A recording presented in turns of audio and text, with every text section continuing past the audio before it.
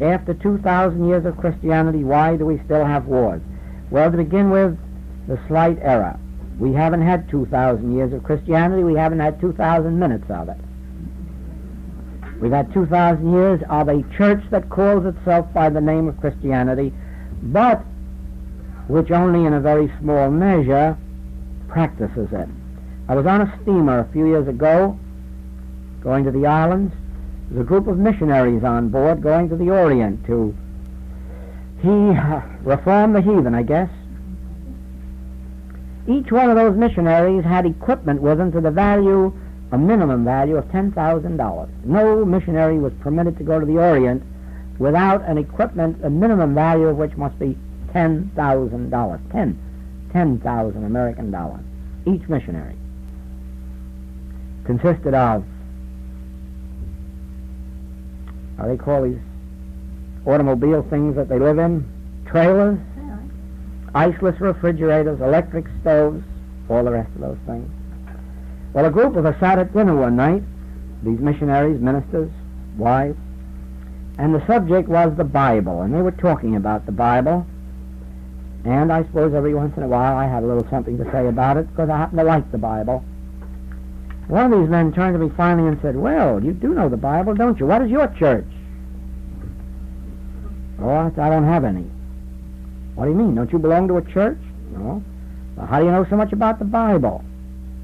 "Oh, well, I suppose if I try to explain it, I'd have to say this. I had so many problems in life that I was looking for a principle to live by that would sort of get me out of my problems. And one of the books I studied was the Bible. And I found a principle in there that I could live by. I really can't live by it 100%. I'm not quite that good. But at least I can live by it enough to solve most of my problems. "Well, then, why don't you join a church?" "Oh, well, the principle I found wouldn't be accepted by a church." "What? A principle in the Bible that wouldn't be accepted by a church?" "Yeah, that's what I mean." "Well, what is that principle?" I said, "Oh, there's a fellow there named Jesus Christ, and he has a wonderful principle of life, and to the extent to which you can embody it in your life, it does wonderful things for you." "Why," he said, "we're built on the teaching of Jesus Christ, our church is." I said, "Are you kidding?" "Oh, no," he said. "So is this man. Why, his church is founded on the teachings of Jesus Christ." I said, "Just think of that. At my age, born and brought up in America, I never knew there was a church that would even accept the teachings in it." You astound me. I'm certainly going to join one of those churches when I get back home." "Why, certainly. Why, we're founded on the teaching of Jesus Christ." I said, "Well, tell me this. In this war that just came to an end, how many days each week did you set aside for praying for the enemy?"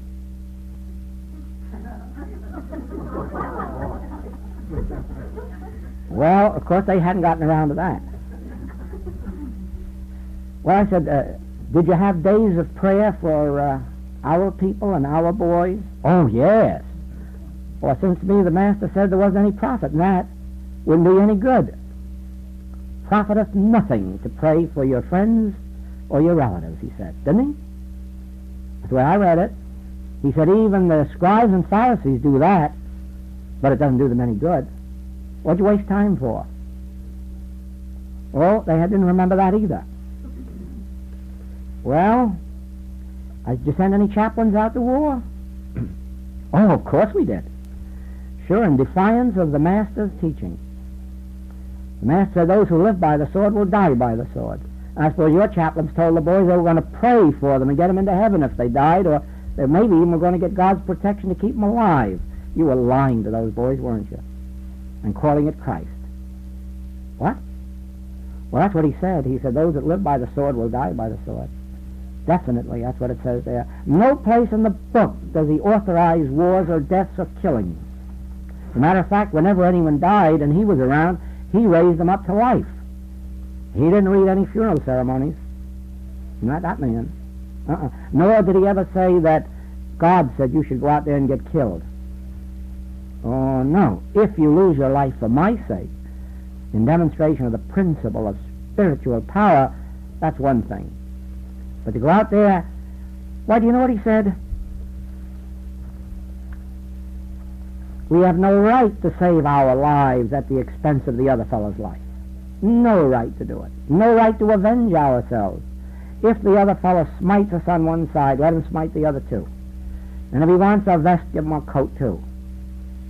And what are you doing, telling these boys that they have the right under Christ to go out and commit murder so that their mothers and fathers of the old generation can stay alive a few more years? That's noble. That's Christian, isn't it? Oh, they sat there and they took it. Then after a while I said, you know what I'd like to know too? How do you stand on spiritual healing, about sort of raising the dead and healing the sick? Well, of course, they couldn't do that either. Well, I suppose let me put the question now the other way around. Which of Jesus' teachings are you founded on? And that's the answer I got. One woman, the wife of one of the ministers, said, you know, Mr. Goldsmith, I've been unhappy for many, many years and haven't known why. But as I see it so clearly, we've got everything in our church but Jesus Christ. Now, you know, it's sad, but don't think for a minute that every word of this isn't true. It does say in Scripture that the scribes and the Pharisees pray for their friends and relatives, and it profiteth them nothing. You must pray for your enemies. It says in Scripture that you must pray 70 times 7, forgive 70 times 7, that you must not avenge yourselves, you must not even protect yourself. Put up thy sword. It does say that. And it does preach spiritual healing, and it does preach all the rest of the things. Forgiveness of sin. Why, the church condemns it. If you just sin according to their laws, you get excommunicated. Why, even in an enlightened church like the Christian Science Church, and that is more enlightened than most of them, even in that church, if they catch you at committing adultery, they excommunicate you. Well, I'm not excusing adultery, but I'm saying this, that there's nothing in the law of Christ that says a person should be excommunicated for it. They should be healed. They should be shown the way of wisdom, or permitted to go their own way. But where does it say that you're to draw a line and excommunicate? Oh, no, he didn't even excommunicate the woman caught in adultery. Certainly not. He took the thief right into heaven with him. No. Let's get square with the teaching of Jesus Christ and find out that we haven't had Christianity. If we had had Christianity, we would have had brotherly love. We would have done unto others as we would have had them do unto us. And, let us say after the First World War, we would have gone into Germany and helped them to rebuild, and we would have helped to feed their people instead of denude the country of its coal and its iron and its steel and forbid food to go in but take everything out until they had to raise up a Hitler before they could get food. The Allies wouldn't give it to them. The Allies let them starve. The Allies let them go to pieces. They had to raise up a Hitler to get it by force for them. We wouldn't have had World War II if we had had Christianity.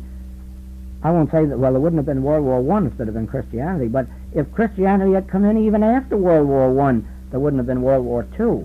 No, we had no Christianity. We had business, big business.